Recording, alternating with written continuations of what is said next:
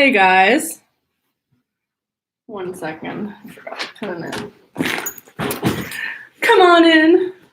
Come on into my office. My beautiful office. Sit down.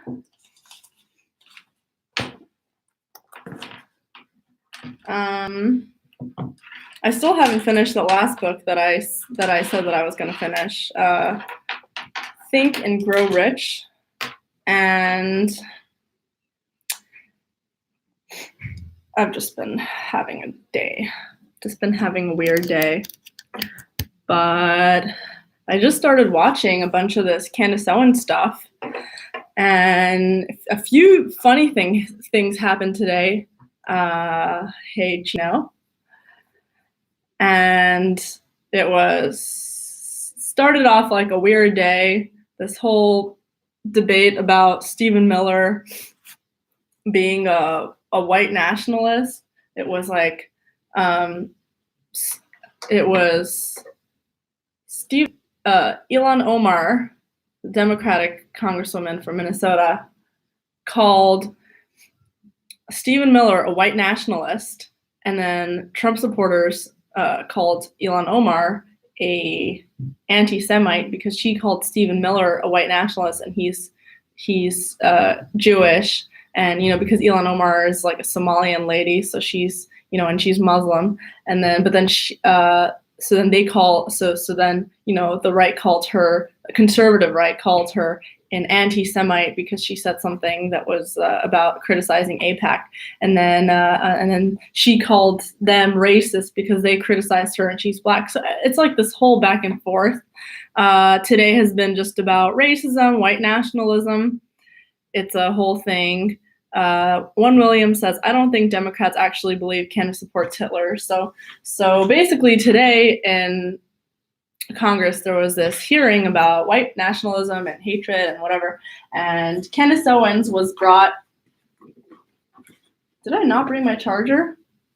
Anyway, I didn't.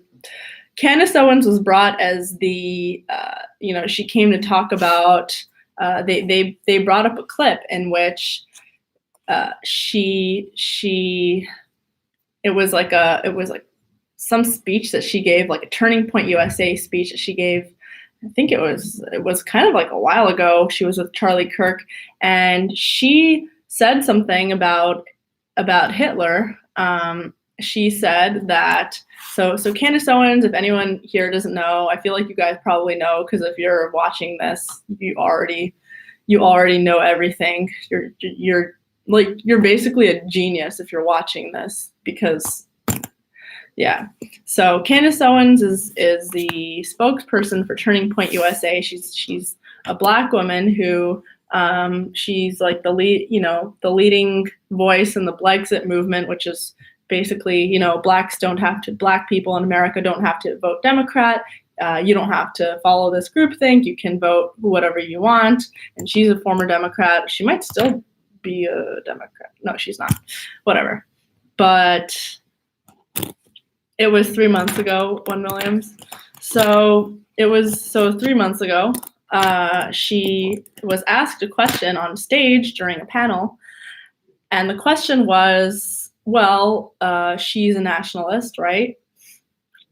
Meaning nationalists support your country, has nothing to do with your race, skin tone, has to do with supporting your country that you live in, right? Protecting your, American interests. So she said that, she was supporting nationalism, and somebody asked her, well, what do you think about Hitler being a nationalist? Hitler was a nationalist. What do you think about supporting the same thing that Hitler supported? And she said, well, I don't think that Hitler was a nationalist. I think that Hitler was a globalist. He wasn't working for the interests of Germany. He killed his own people, which is not what a nationalist would do. A nationalist wouldn't kill their own people because nationalism is about protecting your own, right? So Hitler didn't protect his own. He wanted to. He was a globalist because he was trying to expand his empire, or whatever, his reach to other countries. That was his whole point, was to try and get as many countries under his leadership as possible. It wasn't just Germany. It was like the surrounding countries and Poland and Austria and Hungary. So yeah, I'm just reading your comments. Thanks, guys. So that's what she was saying, okay? And she said, well, it would be great if Hitler was trying to work in the best interests of Germany, and that would be fine and okay. But he wasn't. So they took a clip of her saying, well, if Hitler wanted to do the best thing for Germany, that would be okay, and I'd be fine with that. They took that clip, and then Ted Lieu, the congressman from California, brought it at this hearing today about white nationalism and played it in front of everybody. Just that clip, her saying, if Hitler wanted to,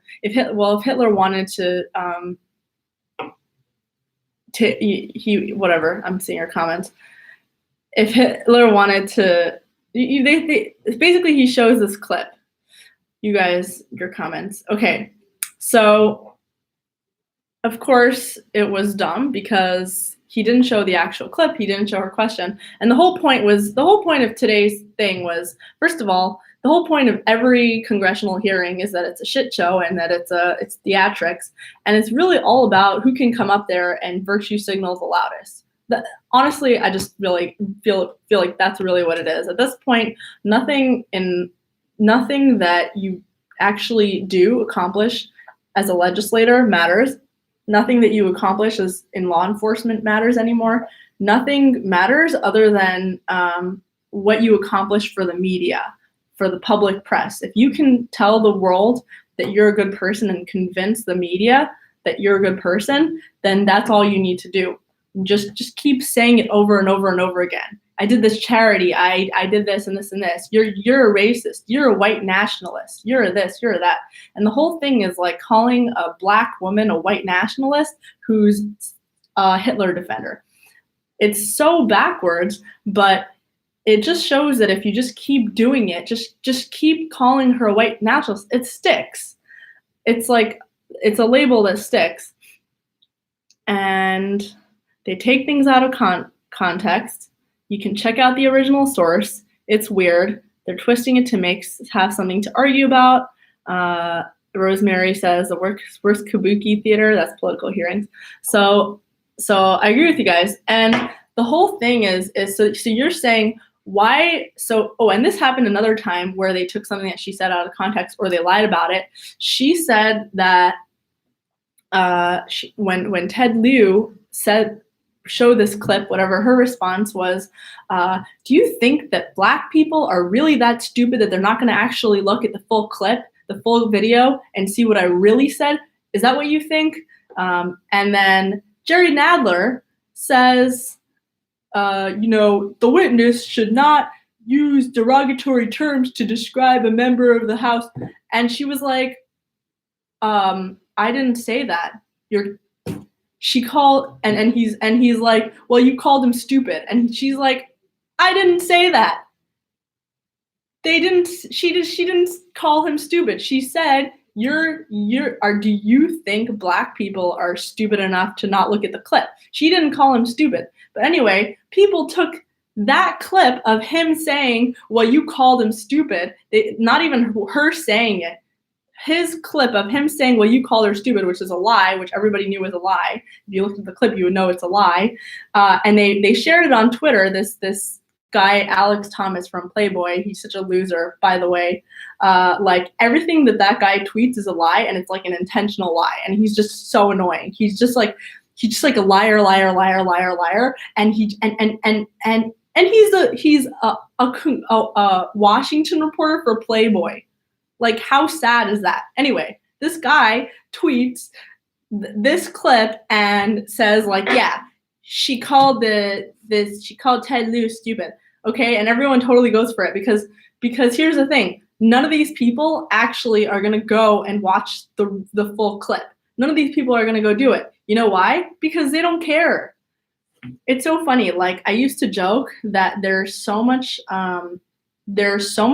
good content for people who hate like Trump or like right-wingers, there's so much good content for them at the Trump Hotel.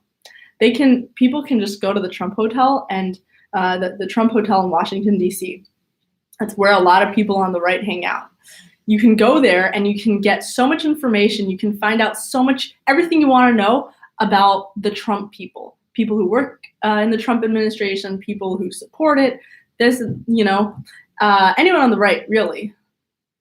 You can get so much information. But here's the thing. Nobody who doesn't like Trump or doesn't like right-wingers is going to go there, because the difference between the right and left is that the left views the right as bad and like scary. So they're not actually going to go inside the Trump Hotel and like see anything that's going on. So that's what makes them clueless. They don't know what's happening there. They're just like assuming whatever they hear. Like one person like passes by and says, "Ooh, I saw in the window, in the doorway, that someone was standing there and did this and this and this." Well, and then they'll just take like that little snippet, because like no one's brave enough to actually go inside and see what's going on, and they'll just take these little clips and make it like that's whatever. They'll take things out of context, and no one's going to actually check. They won't check because they don't want to check. They don't want to know because it's scary to them. The right is scary to them. And I'll tell you why the right is scary to them. Nothing to do with racism, nothing to do with white nationalism. It really is nothing to do with that. I'll tell you what it has to do with. I have very little time left because I forgot to bring my charger and my batteries are running out. So, and the whole thing with Ilhan Omar, oh, by the way, conservatives do this too. Conservatives, I'm not talking about the right in general, I'm just talking about conservatives, like, the trad conservatives, whatever. Just awful, really just awful. Total suck-ups, establishment conservatives. Total suck-ups to this whole, it's like, it's a game, right? The whole, like, calling somebody a racist, white nationalist, anti-Semite, whatever. Everybody knows it's a game. We all know it's a game. That everybody knows that it's like a tool that you use to shut somebody else down, because you can ruin someone's life by doing that. So why wouldn't you use it? Because it's a political tool. And that's what politics is about trying to game your opponent. So everyone knows it's a game. And they're trying to win the game, right? So here come, so this is a game the left has been playing for a while. This is their game. They have identity politics in the bag, and it's been working for them. They've been ruining people's lives using this tool, and they've been winning using this tool. You know what? Good for them. They found a tool that works for them. It's sick, but it works, and it's helped them win and push their causes forward. So now establishment conservatives come and they're like, "Oh, well, this is awful. This identity politics is awful." And they write all their think pieces about how identity politics is awful. And we can't stand for this. Democrats going and calling everybody racist, and they're just doing identity politics, and they're calling everybody homophobic. We have to use their game against them. So instead of like being like, yeah, let's, this is a dumb game, and let's like stand up to our belief that this is like a dumb game, they play in the game, and they instead of dunking on the game, they join in the game against Democrats. So now Democrats and establishment Republicans are playing the same game. It's not establishment Republicans, more like establishment conservatives. It's more conservatives. They're playing the same game. They're playing the same, well, establishment Republicans were already there, so now it's establishment conservatives. So they're playing the same game. They're all playing the same game. It's the politics game, but it's all about identity politics. And the thing about conservatives is that they'll do this all about like black people, because Democrats have black people, and they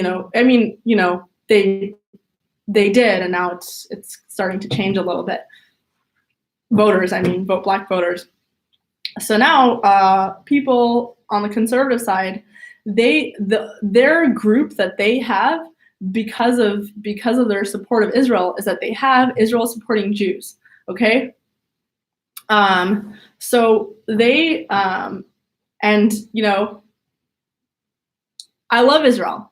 My family lives in Israel. Not my whole family, my siblings, and I lived in Israel for a little bit. I have a lot of extended family in Israel. Okay, I'm just going to preface that by saying this, but by no means is criticizing AIPAC, does that make you an anti-Semite, right? Everybody knows that. We criticize AIPAC all the time. I was just at AIPAC. I criticize AIPAC all the time. Everybody criticizes AIPAC. Everybody criticizes political lobbies, okay? And conservatives on the right did the same exact thing. They played in the game. They were like, you know, what Congresswoman Omar, she said, whatever, she criticized AIPAC for making it all about the money or whatever. Whatever, AIPAC gets a lot of money, okay? And if you don't like what AIPAC does, then you're gonna dunk on the money. So they made it like, Omar is an anti-Semite. Okay. Like, if you think that she hates Jews because she's Muslim, then say it. Say Omar is Muslim, and Muslims, their background, they hate Jews. So Omar is a Muslim, and that's why we don't like her, because she hates Jews because she's a Muslim. Okay, so be honest. If that's your reason, say that. But they're saying that she criticized one of our policies, and therefore she's anti-Semitic. And they're really just playing the same game. They're really just playing the same game because at the end of the day, people see through it. Americans see through it, and they start to see that this is a dumb game.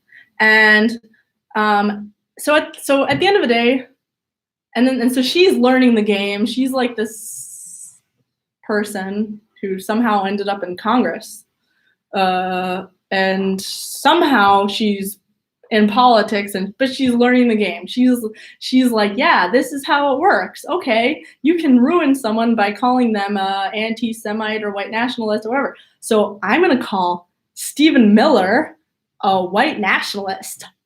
She is getting smart. She's calling Stephen Miller a white nationalist. Guess what? Stephen Miller's Jewish. Guess what? Nobody cares. Because at the end of the day, nobody cared about any of this stuff. It had nothing to do with race or religion or demographic. It's all about politics at the end of the day. It's all about trying to get rid of your opponent and using the most effective way to do it, which is apparently identity politics. So if it has nothing to do with race or religion, what is this all about? I think there are definitely a lot of people who think it's about race and religion or whatever. Not religion, but they think it's about racism, and they think it's I think a lot of people definitely think that, but I think those people, in my humble opinion, are sheep to the media, because that's not what it's about. I think it really just has to do with the decentralization of power. Right now, we have a ruling class, and this is happening everywhere, not just in the United States. Right now, we have a ruling class, and the ruling class dictates what we can think. The ruling class is academia, the big tech companies, the people who own major corporations, the people in Washington, the most powerful people in the world. The people in Washington, the people in New York, the people in Los Angeles, the big city people, all these big power centralized people, the big bank people, all these major powerhouses, all, because it's so interconnected, all think the same way. They've all adopted these very globalist attitudes. When I say globalist, I mean a different way than the rest of the country is thinking.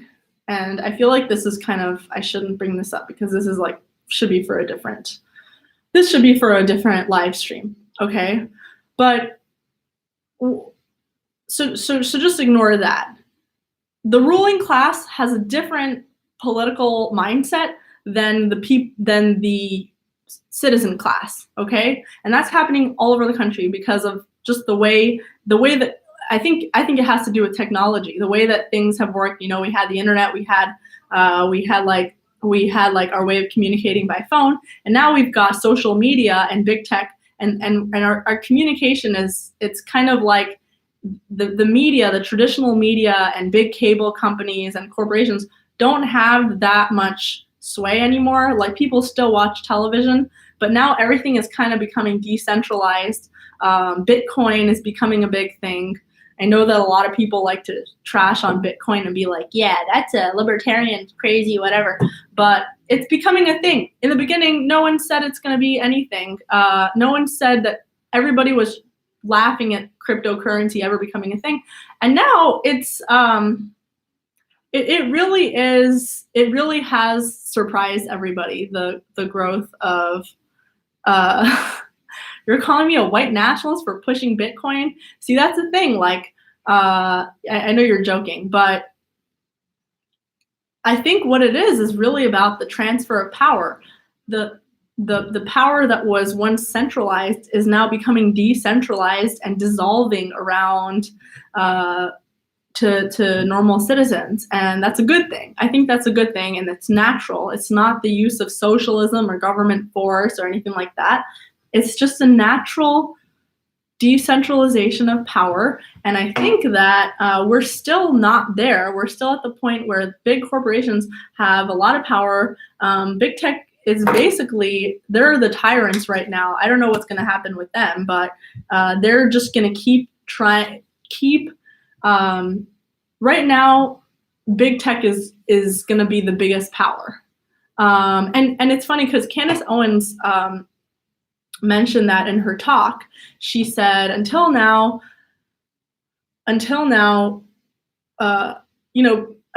Democrats the left has been able to have their say in the way that everything is, because they've been the main voice in trad television and trad media, legacy media, the Washington Post, New York Times. And now, because of social media and because communication is so instant, you start to actually see what normal people think, and it doesn't reflect what traditional media thinks, what these talking heads on television are saying. It's not the same thing. So you start to question things. So that's what they're scared of, and that's what Candace Owens said. That's what this is all about. The higher ups, the ruling class, feels threatened by the citizen class, and this is everywhere. I mean, I'm in my school right now. Okay, I feel like this in my school. There is an expected, and not just my school. Everywhere you go, I go to events here in DC. I'll go to like seminars and stuff. Everywhere you go, it's expected that you have a certain political view, okay? And nobody even doubts it. Like, no one's even like, oh, what's your political view? What's your affiliation? Nobody even asks, because it's just assumed, it's expected that that this is your view. You hate Trump and you hate nationalism of any kind. You love this and this and this. So it is a protected class, and if you want to be part of it, you will go with it and you will pretend like that's your thing. And if you don't want to be part of it, then you have just cost yourself social alienation in those circles. If you're in school, you may have cost yourself a grade. If you're applying for a job, you may have cost yourself a job. If you're in the job, you may have lost the job. I'm not saying that you will lose a job based on your politics, but it will definitely put you in a less favorable standing. And so we're still not at the point where the citizen class has won, and I think that's the biggest fight here right now. It's between the ruling class and the citizen class, and the ruling class feels threatened that the citizen class, they're starting to figure it out. they're starting to figure out that we're controlling them. We're using all these manipulation tactics to control them. I'm just going to take a moment to read your comments real quick. In certain countries, it's like in China. Did I mention that? They have a ruling class there. Left behind people. Oh, they keep censoring some of your comments. So I'm just gonna go through them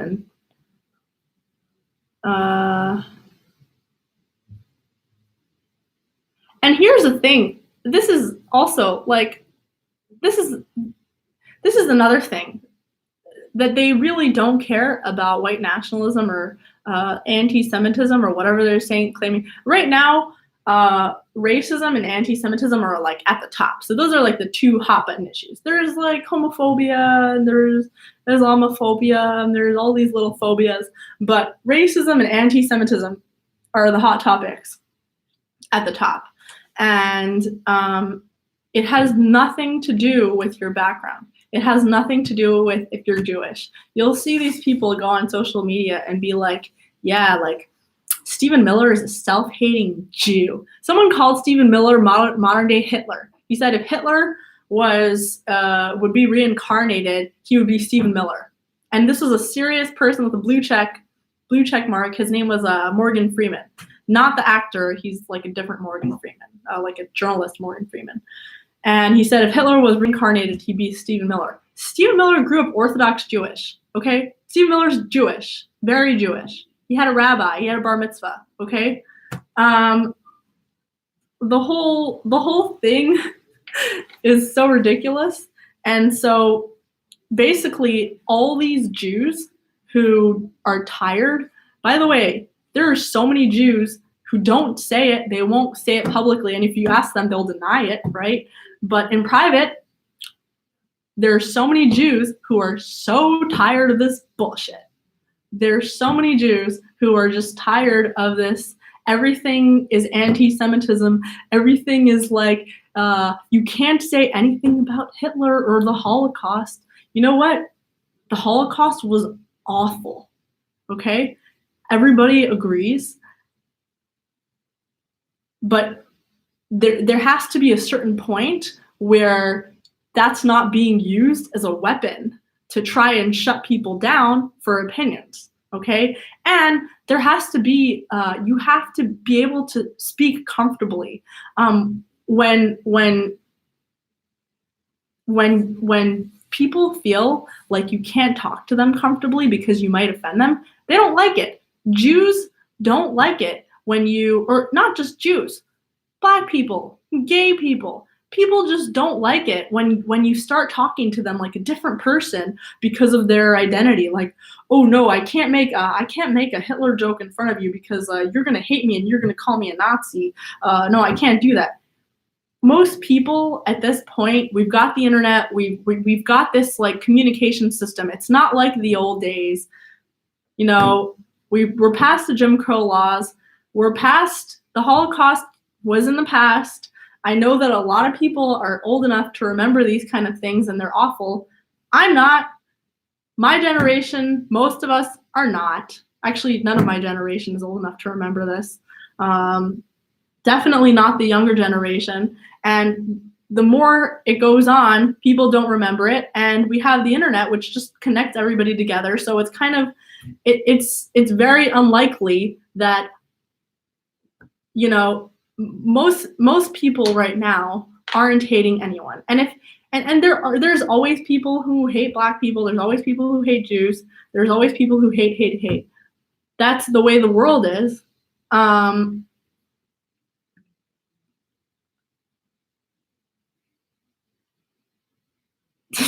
Chris Edwards, there's a hilarious Washington Post article that dived into how patronizing white liberals are to Black people. Okay, good for the Washington Post for being able to joke about it.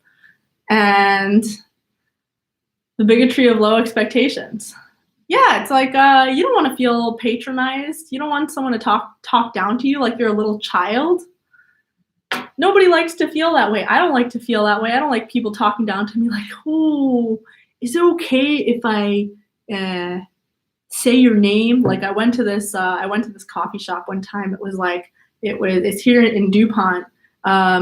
It's like this, all refugees welcome sign on the door with a rainbow. And I walk inside, and like the lady at the cafe, it's like this hipster coffee shop, Jacob Wall.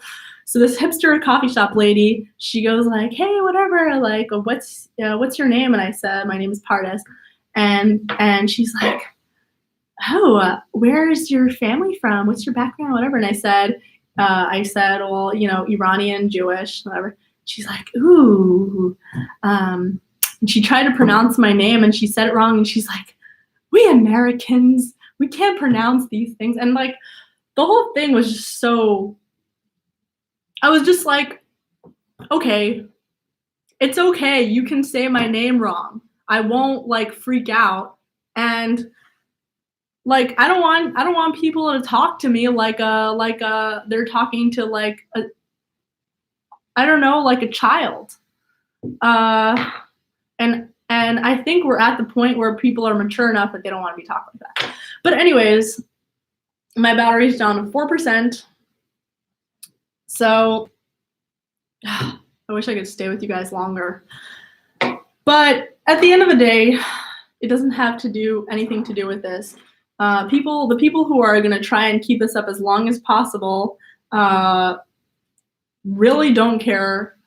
Maybe they do care. Maybe they're just really stupid. But at the end of the day, racism, white nationalism, antisemitism, all this stuff is a tool. It's become a weapon. The ADL makes a shit ton of money. The SPLC, I think they made like, I forgot what it is. They made like an insane amount, like billions of dollars per year. Billions of dollars just so you can like name this person and that person racist, a hate group. That's what they get paid billions of dollars for. So they can find out like who's the racist, who's the hateful person, and then like put them on their website so that like everyone can just ban whoever that is from the world and just destroy their life. And it tends to be very political, very just, totally political. Get on Twitch. Should I get on Twitch? I've never been on Twitch.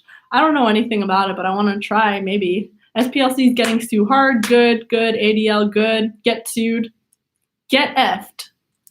I'm gonna maybe I'll try to go on Twitch. But yeah, you know what? Maybe at some point, maybe like around the time of the Holocaust or like, black segregation or whatever, maybe they were useful back then, but they're not useful now. We don't need them. We don't need you guys. And I know you're still holding on to whatever business you have because you need it. You need the continued funding, but just accept that we're in a different place now. We've moved on, and the old ruling class is going down. It's going down. It's being replaced by a new group of people who don't care about this stuff, who are more focused. You know what? Generation Gen Z, they're whatever you want to say, they're a smart group of kids. It's a different generation. They're more independent-minded. They tend to be more independent-minded. They're much better with, from what I've seen. Maybe I'm just surrounded by really smart Gen Zers, but way more entrepreneurial, way more independent-minded, way quicker with things, more quicker with social media, with technologies, with quicker development. And they're not falling for this kind of garbage. They're from a different time. So the ruling class is going to have to accept this. And I'm at 2% now, so I'm gonna have to go. And I miss you guys. And talk to you tomorrow. But please subscribe to my channel. And please subscribe, because if you subscribe and I get 1,000 subscribers, then I can do way cooler things, which is like all the stuff I talked about. I can have like little clips, video clips in my screen, and I can show you what I'm talking about. So I don't have to like talk about it and describe it in my own words. I can show it to you in media clips on my screen as I'm saying it. I can have super chat. I can do it from my phone.